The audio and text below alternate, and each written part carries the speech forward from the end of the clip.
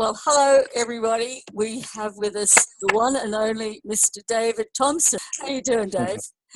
I'm doing very well. And you doing well, Wendy? All good, Dave. So tell us a little bit about how you got involved in physical mediumship. Was it something you chose or did it choose you? Oh, no, it chose me. It chose me. I've been a medium for, since the age of 17, and I'm now 53. So those that are good at maths, I'll let you work that out. And for a number of years, I was a mental medium. And I, through circumstances, I came back into doing trance demonstrations. And from there, it led into the physical mediumship. Why do physical mediums have to sit in the dark? Well, the primary reason is there are a few reasons. There's a few particular reasons. One of the main reasons is ectoplasm, which is generated from the medium's pancreas and is exuded out of the body. It's very light sensitive. The best way to describe it is if ectoplasm is touched by any form of artificial light, so any light that's not generated by the spirit, it has the effect of a pin pop in a balloon. And it goes back into the body, back to the pancreas at a tremendous speed. So it's not necessarily the rupture or the effect on the ectoplasm, it's the speed it goes back and the organs it can rupture on the way back. So that's the main reason. But also there's other reasons that I believe that I've sort of, people's energy, vibrations and thoughts and emotions can affect a lot of the energy and vibration in the seance room. And often I think that the spirit world prefer the darkened state so that they can produce a phenomena without too much of people's thoughts and vibrations interfering with what is taking place. You imagine if you was to see a materialized hand or a materialized spirit produced in front of you, some people may find that quite confronting and frightening. And you imagine how the dramatic vibration would change in the seance room and all communication would be lost. So there are two main reasons. Why is it that you need to have loud music in the seance? Well, again, as I said, vibrations are an integral part of the seance. And I don't know if you've been in a room where people are singing and they're not necessarily singing in tune and they're listening to what's going on and they're having conversations with each other. Well, it doesn't really bode well for creating a harmonious vibration in the seance room. So often music is introduced to help lift the vibration, and especially the reason it being loud is again to lift that vibration. So it's paramount that the vibration is lifted to be able to allow the communication between the two worlds to take place. Now, also, it's the type of music that's played. Our music has changed many times over the years, and that's done to actually aid the development as well.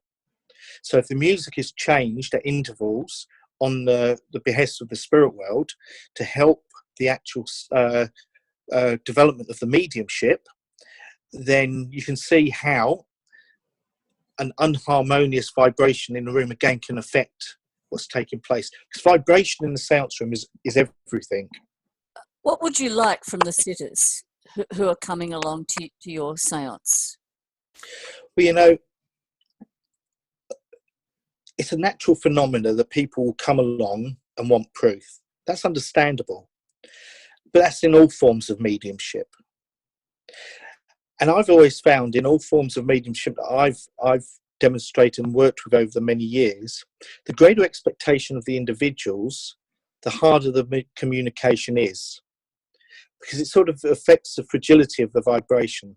So we've always found that the best way to actually sit in a seance is come expecting nothing and come as if you're meeting old friends. You're joining in a group of people to meet old friends and welcome them and talk to them and be normal with them.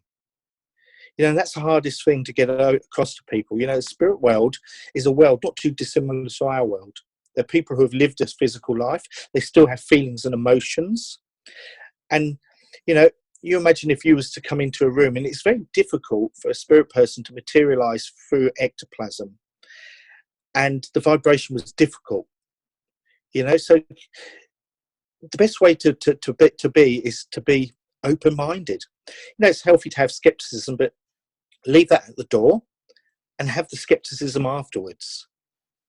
We try as best as we can, and we have done over the years, to put anyone's mind at ease during a seance, before and after, that nothing can take place other than that produced by the spirit world. We use restraints, we use ties, we have checkers. And I've done hundreds of seances. I did sit for 6 years. I demonstrated all over the world seances to many different cultures and many different languages and many different countries. But we're all the same. We all want that connection with the spirit. And the only way to really get it, and to get it strongly, is to have an even, open, harmonious vibration in all forms of mediumship. So come expecting nothing, come with an open mind and an open heart, and have no expectation. What's it like for you in a seance? What actually happens to you? Where are you, and how much are you aware of? I would say, out of the hundreds of seances I've done, there's only been 2 particular times I've had any form of recognition about where I've been. I'm one of the very few mediums who can go into a deep catatonic state where I've no awareness of what's taking place. I even have very little awareness of going into the state of trance, and I come out of the state of trance and I have no recollection of what's taking place. What I can describe is the only recollections I have had over the many hundreds of seances I've done is being in a place, which is a room that isn't in the next world, it isn't in this world, it's a form of suspended animation, if you like. And if you can imagine being on in a place there's dry ice, the concept of the dry ice and like a fog on the stage, it's like that. You can't see anything, but you feel safe. That's the only way to describe it. And how do you feel after a seance? First couple of hours, fine. After about 3 hours after the seance, I feel totally, utterly, mentally and physically exhausted. Would you prefer people leave you alone after a seance, or just let you have space? Yeah. Directly after the seance, yeah. But I'm pretty lucky because some of my circle members fortunately coming over from different parts of the world to be present at the symposium. So they're quite good at sort of giving me a little bit of a line of protection so I don't get hassled by people afterwards too much. I've had a couple of people asking if they can sit together in the seance. Is that possible? That's no problem at all, as long as they let us know beforehand. How we normally seat people is, again, it's paramount that we get the correct energy and the best vibration for the seance room, for the spirit world to come through, and for the people to receive the communication from the spirit world. So inspirationally, I normally will seat people. So I'd say to someone, oh, can you sit there? Can you sit over there? In the past, obviously, it's a public seance. We've had people saying, oh, he's put them there so he knows where they are. Well, if anyone thinks that or believes that, then they're quite happy. I'm quite happy for them to actually seat people, So there's nothing in it other than to get the best optimum vibration in the seance room. But we're quite open to allowing people to sit together. It's not a problem. So how long will the seance usually last? Well, typically a seance will last an hour and a half. We found how they do it, I can't tell you for the life of me, but it's normally timed within a few minutes of an hour and a half. If the vibration is exceptional, it can last up to 2 hours. So again, that's dependent upon the vibration that we, as a group of people, all of us, me included, the circle members, the circle leader, the participants, if we can create the best possible vibration, then anything's possible. That I can tell you, anything's possible. So can you tell us what you're going to be doing in your workshops? You have 2 workshops planned for the Thursday. Correct, yeah. What's going to happen in them? Okay, often people have a lot of questions in relation to physical mediumship and seances and circles, and in relation to setting up circles for physical mediumship and even trance. And a lot of people sit for many years and unfortunately don't achieve anything. the reason being, a lot of it at the time, a lot of it is because they approach it in the incorrect way. So what the actual workshop's going to do is help people to realise their potential, to see whether they have potential to actually sit and develop, where that potential may take them, whether they have the potential in other forms of mediumship as well. Because, you know, physical mediumship isn't just materialisation of the spirit, direct voice. It can be healing as well, physical healing. I've seen some amazing healing taking place on a physical level. So it will help people to realise their potential, how to get the best possible conditions for their seances, their sitting together, and also to help them if they have any problems within their development as well, in physical mediumship, trance or healing, that sort of areas. Are you able to tell if somebody has physical mediumship potential? Definitely. You know, any form of mediumship has varying degrees. You can tell if someone has a potential, but again, potential can only be enhanced and used and be potential if that person understands it and knows how to develop it. If they don't know how to develop it or don't understand it, then it will never be potential. It will just be something that could have been. So if someone has the ability to, let's say, materialize the spirit world in the physical world, yes, I can tell, because there's a dynamic energy, a signature of energy that those type of people have. But that doesn't mean, if I don't sense that with someone, that they don't have any other abilities on the physical mediumistic spectrum. Because, you know, it's vast. Physical mediumship isn't just one type of mediumship, it's vast. You've had some pretty amazing experiences sitting with physical mediums yourself. I remember you telling me some of the stories in your early development that really excited you. Can you tell us a little bit about them? Yeah. I mean, I was fortunate enough in the very early stages of my physical mediumship to sit with some very well-known physical mediums. And, you know, because I've been around a lot of years, so to speak, I've also been able to witness a lot of mediumship with some of the well-known mediums of the past. And one thing that sticks in my mind is one of my very early experiences was with a lady who was a police officer at the time. And she since many years ago left mediumship for one reason and another. And we went to their house, her and her husband, and the seance room was in their front room. So they blacked out the room. We went in there, we sat down, and it was the spirit control started speaking. And I thought to myself, hold on a minute, the spirit control sounds like her husband. And this little girl had materialized, apparently so. So you can imagine I'm standing or sitting there thinking, hold on a minute, there's a little girl speaking in this man's voice, or very similar to this man's voice, saying that it's a materialized spirit. Well, it sounds a little bit unsure to me. And then this child came over to me and said to me, you don't believe that I'm who I say I am, do you? And I went, I'm unsure, because I didn't want to be rude. And I felt something tight around my neck.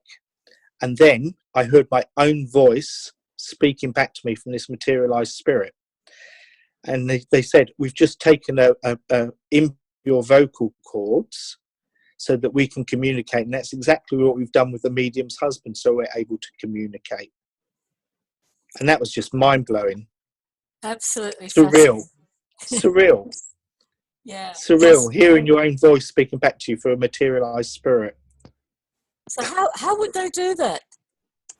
Well, the ectoplasm was taken from the medium, and what I felt around my throat, it wasn't uncomfortable. It was just sort of a restricted feeling. That's what I can only describe.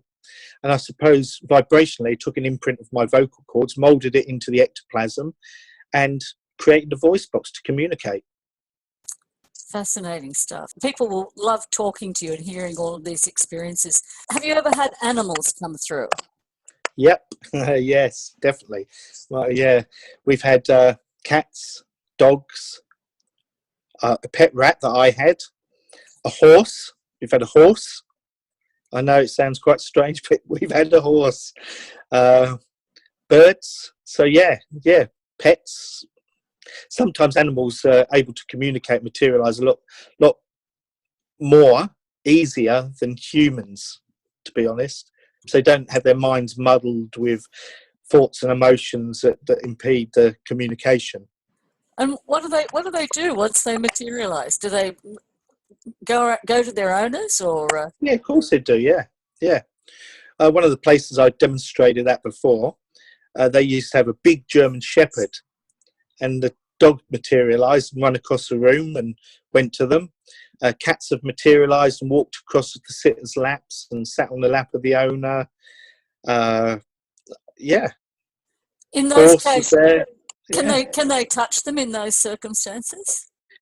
Any materialised form can be touched if the spirit world gives the okay to do so. It's when if you can imagine, again, if someone grabs an ectoplasmic figure, it again can rupture the vibration of the ectoplasm, and it can then go back into the medium. So it's always best, if you say, will you touch me, or can I touch you? If they're able to do that and able to allow it because the vibration's correct, then they say yes. Tell us about your spirit team. For many years, I've been fortunate enough to work with some great people in the spirit world. My main friend, don't like to call them guides or controls or anything like that. My main friend is a gentleman called William. He's been working with me for mediumship for, 30 odd years. He introduced himself when I was very young. Young Timothy, he works in the physical seances. Louis Armstrong, he comes through during physical seances and sings, and anyone that knows me will know that is evidential enough because I can't sing. And Quentin Crisp, who was a gay activist back in the 60s, he comes through. And that's might sound quite strange considering I'm a heterosexual male, but it's not, because there's a bigger picture in that. The clearest picture is saying that it doesn't matter who you are, what your gender is, or what your sexuality is, you live beyond physical death. So is there anything that you would like to say to the people who are going to be sitting with you this time? Well, first of all, I look forward to meeting you all, and I'm sure we can have a great time at the symposium. Please, feel free to come and speak to me if you wish. I'm a normal person. I'm quite happy to talk to people. Just look at it as being a joining together of two worlds, a time of union, a time of sharing between our world and the next. And don't be afraid of the experience. As I say, I've sat in hundreds of seances with other people, and I've done hundreds, maybe thousands myself. It is one of the most amazing experiences you're ever going to have. The spirit world